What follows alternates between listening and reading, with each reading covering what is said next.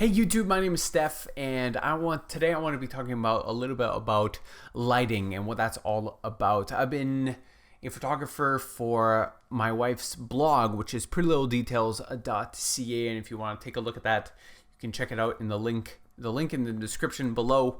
But it all started there because my wife needed to take some pictures. She wanted to start this blog and share all her own stuff, but she didn't have a photographer for it.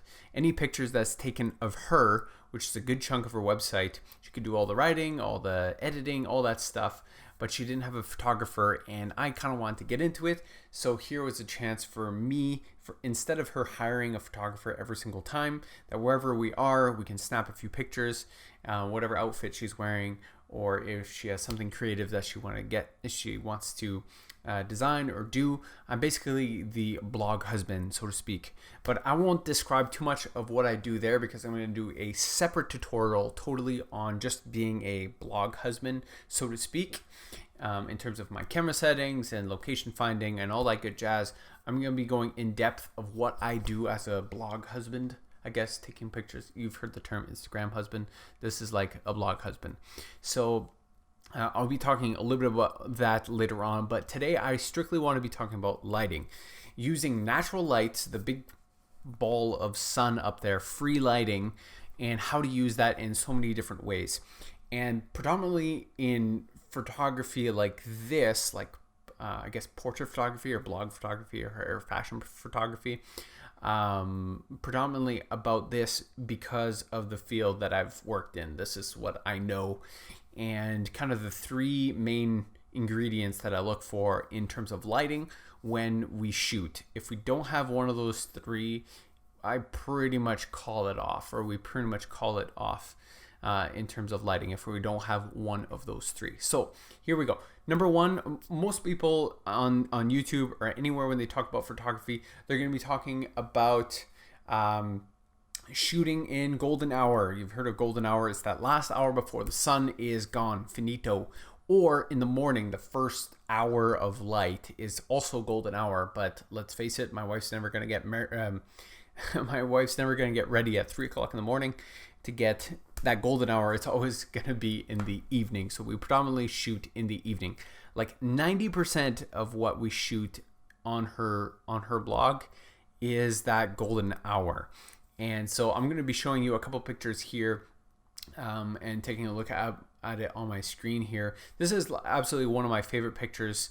And in this situation specifically, we shot, I'll show you this one where we shot directly into the sun, and the sun is actually shooting into the lens. So some really cool stuff that happens.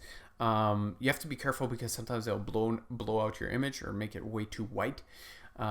But if you can capture it right, or use part of an object or something to kind of reduce the amount of light that's coming into your lens, you'll see you get some pretty cool lens flares sometimes, and some awesome stuff. Not every time is this a good idea to be shooting directly into the lens, but sometimes that style calls for more vibrant, warmer tones that complement an outfit, like orange versus a blue, or if she's wearing blue or blue jeans or blue shirt, then sometimes shooting directly into the sun kind of contrasts that, and it works out terrifically. There's these two pictures which are some of my absolute favorites, and it's the one where she's wearing this green dress, and I want to show you the first one where the sun is coming on the side of her face, and the sun, to my reference, it's like beside me, not shooting directly into the lens, but it's coming from I guess beside the lens, indirectly shooting into the lens, and I get this type of picture. So on the left side, you see there's that shadow, and I love the detail. And it was a semi-cloudy day, so it was a much softer light. So I was able to capture this. And then there's this other picture, which is the same time of day, where she's up against the fence. We had about 4 feet to shoot, and I flipped and I did 180 degrees where the sun's coming behind me, and here now it's lighting up her face, and it's on the negative, like the black or the dark is behind her at this point. So whether you shoot into the sun or away from the sun, depending on the image, sometimes like this beach look, I'm shooting more into the sun. And then sometimes it works best to shoot away. So you really have to play with it, and you just have a whole lot of fun. But that golden hour is really a fun hour to play with, because you can, some of those warm tones is absolutely gorgeous. But most tutorials out there will tell you, don't shoot at high noon. It's terrible lighting because it'll cast crazy shadows downwards, and you have a lot of shadows, and it's not flattering at all. So golden hour is one of the keys. It's like 90% of what I shoot is in that golden hour. I'll show you just a couple more pictures here of that golden hour, but ultimately you want to kind of use that sun to your advantage, and that golden hour is a great place to start. Now, I must preface by saying we only shoot on a T3i, and which is not the latest and the greatest camera out there, but I think we've gotten some pretty decent stuff just with what we were able to achieve so far. I mean, we've grown so much in the last few years, and with her editing skills and her just both of us growing together in this kind of realm as a couple is actually awesome. And so we're slowly getting better and working at it, and sometimes we have these killer shots, and sometimes we just have to shoot to get something out that week, but it's not always my favorite.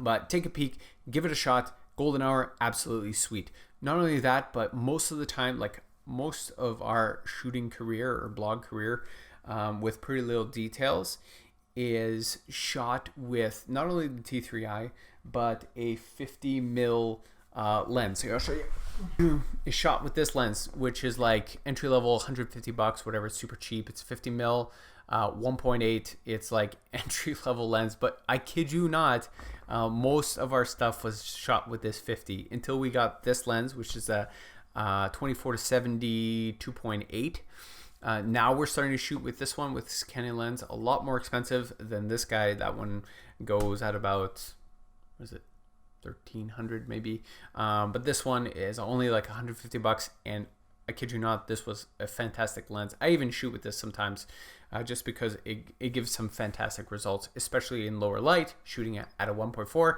But again, I won't go through any of all those settings. That'll be a total separate tutorial on just being a blog husband and what that all entails. But fantastic lens. We shot most of the time. And a little tidbit of information: don't shoot under 50mm. Do 50, 70, 80, whatever, 85, 100, 200. The higher you go, the slimmer she looks. Okay, so the wider you go, the more plumb round she looks. That's like #1 rule of fashion photography. Shoot at a far distance away with a anything over 50. Nothing under 50, or else you won't know why your pictures are not looking as flattering as you want it to be. But anyway, moving on. Number 2 is, okay, we missed the golden hour. Okay, we absolutely missed it. Either it's too late or we're way too early and we don't have time to shoot. What do I look for? Next is, I'll show you this one picture, which we shot broad daylight, high noon, and we were waiting for the clouds to come in, but the clouds was just not on our side, and it was ridiculously hot, and just sun is totally beaming down on us. What do we do? The key here, absolute key here, is to look for overhead shade. Not just shade, overhead shade. There's something about overhead shade that makes the light bounce from underneath all over the place. So here we were on the street. Across the street from us was a park with tons of trees, but with her outfit, she didn't want she didn't want any green. I mean, you see a little bit of green there, but she almost didn't want any green in the image. So therefore, I had to shoot on the other side of the street, and we had to shoot with the road being there. Now, that totally sucked because it was like beating hot. It was hot. It was absolutely warm. It was super hot, but we found this one little canopy sticking out in front of a restaurant, and that gave enough shade for us to get this shot right here. And actually, a lot of it was shot in there. Anything else was shot in that hot sun, and totally wrecked it. But overhead shade is the key. When you're urban, wherever you are, and you don't get a cloudy day or anything like that, overhead shade is the key. Number 3 would be, I just mentioned it, cloudy day. As soon as it's a cloudy day, you can pretty much shoot like anytime during the day. Okay, I don't know why it stopped recording, but it just stopped recording out of nowhere. So I don't know where I was, but here there was one where it's shooting on a cloudy day. It is absolutely, it's gorgeous. So that's the third one. If you can't shoot at that golden hour, then shoot with overhead shade if there's a lot of sun. That's the key, boys and girls. And the third one is to shoot with on a cloudy day. Works as well. If you can shoot like towards a semi-cloudy day towards sunset, sometimes you'll get more of a warmer tone versus the very, very cold tone. So those are the 3 ingredients to having a great shoot. Other than that, as a tip and a trick, I talked about the ring lighting.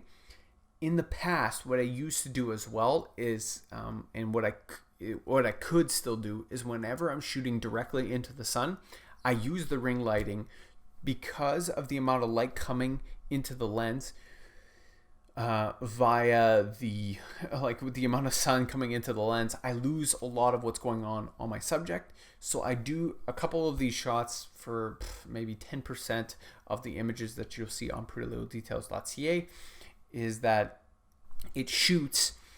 I shoot that ring lighting onto the subject, so it kind of balances out the image. And in fact, a lot of fashion photographers, they shoot outdoors with strobes, and I won't get into strobes.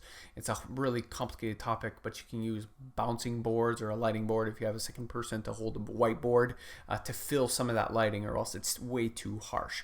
So that's the only thing. I don't always use it, but that ring lighting has come into play. And it's just a super cheap ring lighting that just shoots from around the lens and shoots into my face. So that's it. That's my tutorial for today. Stay tuned for some stuff on Blog Husband. If you want to check out my wife's website or Phlearn.com, I'll put down there. They don't pay me to say this, by the way, but they are amazing tutorials on some wicked stuff. One more place where I learned a lot of what you learned today in this video tutorial is actually on Creative Live. They have some free sessions if you watch it live, but you pay like $100 if you want to watch some of the videos, video courses.